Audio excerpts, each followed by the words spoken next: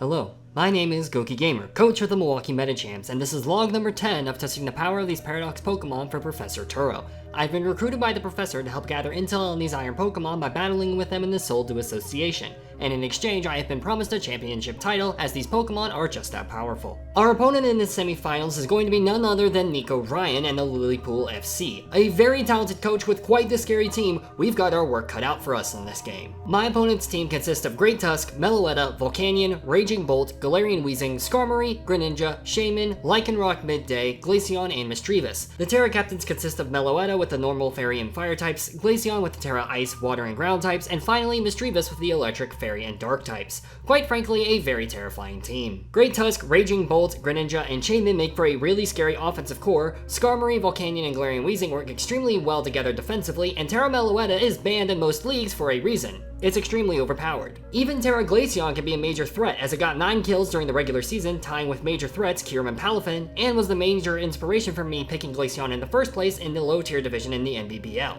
In terms of what I'm expecting to come, I'm predicting Greninja, Shaymin, Meloetta, Raging Bolt, Skarmory, and Great Tusk to round things out. We've got a very tough game ahead of us, but we need to make it to the finals. So let's talk about what I'm bringing and why I'm bringing it. First up on the team, let's talk about the captain themselves. First class, the Iron Valiant. Holding the expert belt alongside the moves Moonblast, Psyshock, Vacuum Wave, and Thunderbolt, we've also got max special attack and enough speed to outspeed Lycanroc, with the rest of our investment being in special defense to help tank Water Shurikens from Greninja. This set is meant to hit as many threats as hard as possible. Not much more needs to be said about this set, so let's hope that first class does what they do best. Claim lives. Next up is another Pokemon that just simply claims lives, our Tera Captain Iron Thorns. You know it, you love it, it's the Dragon Dance set. Holding the Shuka Berry with the Tera Electric type, this week we've got the moves Supercell Slam, Stone Edge, Dragon Dance, and Ice Punch with max attack, enough speed to outspeed Greninja at +1, and the rest of investment being put in special defense. At this point, I don't need to explain any more than that. Here's hoping Dragon Dancing Mechagodzilla can do what they do best this week: be an absolute nuke. Going from one classic set to another, let's now talk about Titanium the Iron Crown. Weakness Policy is once again making a return alongside the moves Tachyon Cutter, Stored Power, Calm Mind, and Agility. Titanium also has max HP, enough speed to outspeed a Choice Scarf to Greninja at +2, and the rest of investment being in defense. While this week Iron Crown isn't meant to be the endgame sweeper and instead a really scary chipper, I still think Titanium has a lot of potential in this matchup. Let's hope they continue putting in work for our team. Finally, to round out the Ironmon squad this week, we've got Hawaiian Pizza the Iron Moth. This week, we've got a rather unique set with the moves Fiery Dance, Discharge, Toxic, and Dazzling Gleam, with the heavy duty boots alongside max special attack and enough speed to outspeed Shaymin, and the rest being put in special defense. I'm running heavy duty boots because I don't want Skarmory punishing me with setting up rocks and whittling me down over time, and Toxic is there as a relatively safe attack to go for if my opponent decides to switch into something like Volcanion, Raging Bolt, or Meloetta. Hawaiian Pizza honestly has a lot of potential in this game, particularly if Lycanroc and Greninja are both down for the count, so I'm really hoping that this Ironmon can provide enough supportive chip to win me the game outright. Now let's talk about my final two picks, the first of which being old reliable, Derp the Quagsire. Running a rather unique set this week, we've got the moves Whirlpool, Toxic, Recover, and Protect, with max HP and special defense. Now, hear me out, I know this set looks rather disgusting, but it's honestly hard to not bring this set, especially when my opponent has major threats like Greninja, Shaymin, and Volcanion on their team. This is honestly the set that will do the most damage against my opponent, but it still absolutely has its weaknesses. It's worth noting that the main reason I'm running Protect, besides chip stall, is also because I'm fully expecting my opponent to have some Solar Beam shenanigans on either Volcanion, Raging Bolt, or both, as that's the only way they can win against Derp.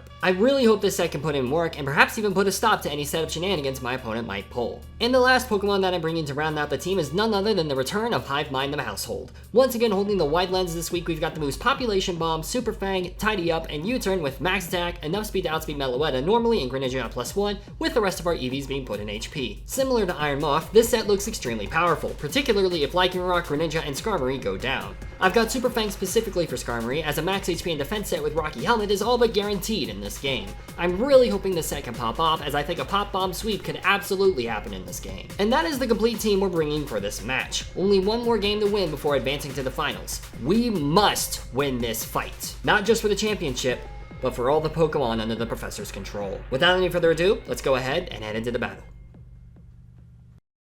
As we link up with our opponent, I take a look at their team. Immediately, I'm extremely shocked to not see Shaymin or Volcanion, which immediately tells me that there's no way Greninja isn't rocking Grass Knot and Raging Bolt doesn't have Solar Beam tech. Something to keep in mind for this game. I opt to lead with Hive Mind as my opponent leads Glaceon, most likely predicting a Quagsire lead. As a result, I decide to go for a Super Fang, predicting Skarmory to switch in with a held Rocky Helmet, and what do you know, that's exactly what happens. In retaliation, I decide to have some fun and send in Stored Power Titanium to set up and claim a few lives for free as long as the Steel Bird doesn't have Taunt. Skarmory does go for a Roost, restoring her HP all the way back up to full, but I just say frick it and start firing off Calm Minds, hoping to scare off Skarmory with the possible Iron defenses in the back. Thankfully, that's exactly what happens as my opponent then sends in, surprisingly, Meloetta, meaning we get a free +1 in our special attack and defense. Now we just gotta hope that Niko triggers my weakness policy and I fire off an agility next. Unfortunately, my opponent does see that we have speed investment as we move first and fire off an agility, and Meloetta ends up going for a U-turn, not quite taking the bait. Surprisingly though, my opponent actually sends in Glaceon over Great Tusk, which is still more than okay for us as Glaceon can't do anything against me, even if they do Shadow Ball or Tera Ground Tera Blast. So as a result, I go for another Calm Mind as my opponent reveals their Tera Ground and clicks the Tera Blast button.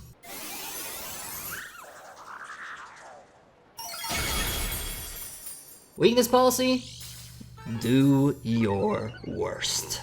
First I go for Restore Power, immediately wiping my opponent's Tera Captain from the face of the earth. 1 down, 5 to go. Next, my opponent decides to switch in Meloetta, and since despite me having so many stat buffs, Stored Power still doesn't do enough to win the game against the Meloetta, I go for another free Calm Mind as my opponent clicks U-turn once again, this time switching back into Skarmory. Unfortunately, due to Skarmory's sturdy ability, she is able to live the incoming Stored Power and fire off a Body Press. Not enough damage to KO me, but it also puts us much more in range for attacks like Thunderclap and Water Shuriken. In hindsight, I should have clicked Tachyon Cutter here, as while it wasn't necessarily a guaranteed KO, if I got good enough rolls, then I wouldn't have needed to take damage from Skarm, putting me in a much better position to claim at least a couple of more lives. In retaliation, my opponent actually surprisingly sends Meloetta back in, which should actually still die to a Stored Power, so I click the button. But unfortunately, Meloetta does appear to have a decent amount of bulk, or Assault Vest, as they go for a Shadow Ball, putting an end to Titanium's reign of terror. While losing Titanium certainly isn't ideal, they still put us in an extremely massive position, as Tidy Up Maushold has opened up a lot more now that Skarmory is out of the picture, and Glaceon going down is massive for Quagsire and Mechagodzilla as well. Speaking of Maushold, Hive Mind ends up switching back in, and I go for a Tidy Up as my opponent goes for a Side Shot, not quite KOing us, but doing admittedly more damage than I expected, as I was hoping for a swap. This was more of a major misplay from me, as this was a free U-turn opportunity to send an Iron Valiant to claim another life on the next turn, and Hive Mind would remain at high amount of HP.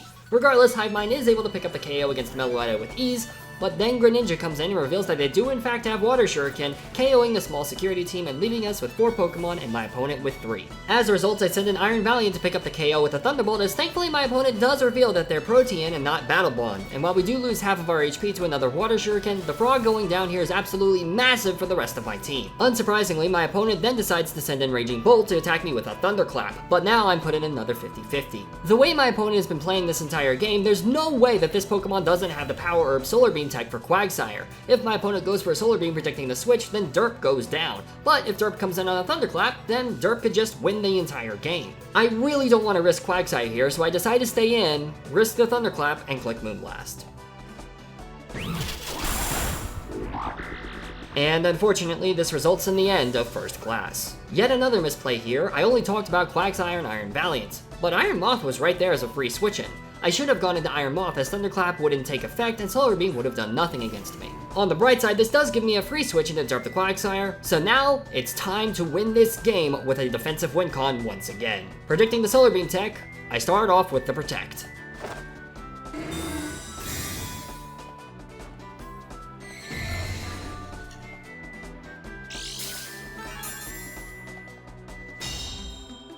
Well, what did I tell y'all? Now I know for sure that Raging Bolt can't do anything to Derp, and I can safely fire off a Toxic as my opponent does a bit of chip damage with Dragon Pulse. During the next turn, I fire off a free Recover as my opponent sends in Great Tusk, and reveals the booster speed. That could be an issue for Iron Moth, but we should be fine. All I need to do is fire off another Toxic. Okay, that's not as good. Granted, if this is a setup sweeper, we do have Unaware, so Great Tusk shouldn't be able to KO me.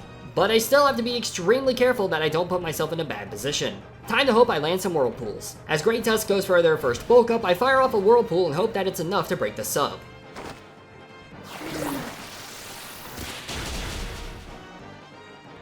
And unfortunately, it's not. I fire off a second Whirlpool as my opponent goes for an Earthquake this time, doing a decent chunk of damage as I land my attack and finally break the substitute. Knowing that I'll most likely be able to tank a second attack and just protect on the next turn, I go for another Whirlpool protecting another substitute. But unfortunately, my opponent clicks Earthquake a second time, doing more damage than I expected. And as I see my HP bar drop...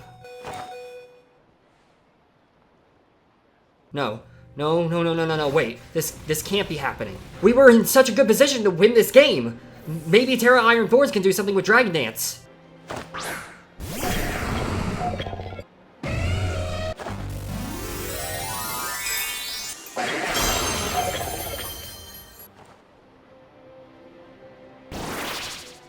Oh crap, my opponent didn't take the bait, and they still outspeed too because they're at +1.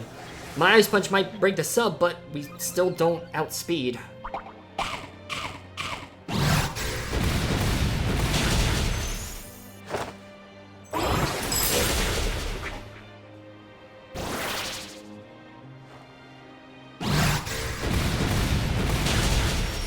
I can't believe it. There's no way. There's no way we can lose. No!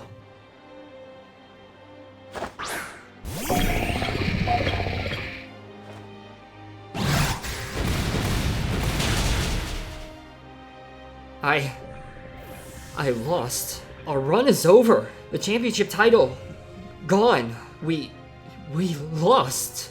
Wait, no, I lost. I let my Pokemon down, and now the professor can just take these Iron Mons back and keep experimenting on them, torturing them.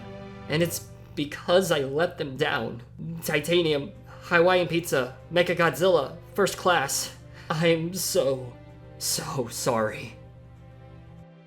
This game was absolutely winnable for us. This just goes to show how many small mistakes can be just as deadly, if not more so, than making one big one. So many minor things that looked like they didn't matter in the long run ended up mattering a ton. Going for Store Power on Skarmory, going for Tidy Up on Mousehold, staying in with Iron Valiant on Raging Bolt. All of those small mistakes added up to me completely letting down my entire team. And as a result, I've lost all of my Pokemon friends that I made in this draft league. While thankfully I am able to keep some of my Pokemon like Quagsire, Weavile, and Yanmega, I'm not able to keep the Iron Mons that have carried me through this entire league, as well as the poor security team Mousehold or Electric Terrain Setter Pincurchin, as they were the Professor's Pokemon originally. I was just a stand-in trainer for his illegal experiments and research. As a result, I'm forced to return the Professor's Pokemon to him, and leave them behind. I can feel them all looking back at me as my contract with the Professor is terminated, desperate for me to stay, but because I was also technically involved in the illegal experimentations by default, the Professor would threaten me with arrest, just like I threatened him last week. I showed my cards too early, and now I will have to live with this guilt for the rest of my days. Unfortunately, there is no happy end for us. Regardless, that will be the end of this final log. If you're still watching, thank you sincerely for your support. If you guys enjoyed this battle and want to see more, then please be sure to leave a like, comment, and subscribe to the channel. I would also like to shout out Niko Ryan's channel as well. Their channel and their side of the battle will be linked down below. Please be sure to check them out as they played exceptionally well against me, and I sincerely hope they win their championship title. GG's to them again, and I wish them luck for their final game. Also be sure to check out some of our other Draft League content for more battles from me. If you want to show support financially and earn some unique perks, then be sure to check out my Ko-Fi link down below as well. Once I find a safe place to lay low for a while, most likely sometime next weekend, I'll also upload a video talking about my team, what I liked, what I disliked, and even some behind the scenes info on how I made these videos and how I got inspired to make this little mini-series. The team breakdown will be available for everybody, regardless of if you donated or not, and the behind the scenes discussion will be available for anybody who makes a donation, whether that be by becoming a member or by donating a coffee. With that, this is the end of the log. Perhaps I'll see you all again soon, but for now, peace out, mates. Hive Mind, Spiny, Titanium, Mecha Godzilla, Hawaiian Pizza, First Class, I'm so sorry. You all played a major role in showing me that despite my lack of championship title, I do have what it takes to become a champion. And in an alternate universe, I would have achieved my championship goal with you all, but I failed. It's my fault we lost.